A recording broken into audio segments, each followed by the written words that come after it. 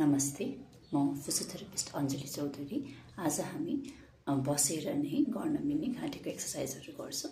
सुरुमा टाउको पुरै तल निहुराउने अनि त्यसपछि यसरी माथि, यसरी 10 चोटि दोहोऱ्याउने। त्यसपछि टाउको दायाँ अनि बायाँ, यसरी दायाँ बायाँ 10 चोटि।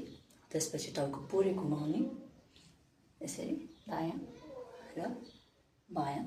त्यसपछि टाउको चिउरालाई अगाडि अनि पछाडि, फेरि अगाडि पछाडि गर्ने। त्यसपछि चिउरा यसो भित्र राखेर तल अनि माथि, फेरि चिउरा यसरी भित्र राखेर तल अनि माथि, यस्तो गर्ने। त्यसपछि छाती पुरै, छातीलाई यो ढाड देख्नु भएको छ पछाडिपट्टिको, छाती पुरै तन्काउने टाउको पछाडि, अनि छाती खोक्रो पार्ने टाउको तल, फेरि छाती पुरै पछाडि, फेरि यसरी खोक्रो पर्ने।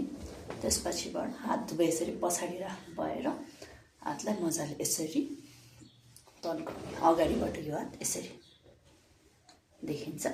त्यसपछिबाट अर्को चाहिँ यसरी हात तन्काउने अनि त्यसपछिबाट पुरै कुमलाई अगाडि पछाडि 10 चोटि र यसरी 10 चोटि गर्ने।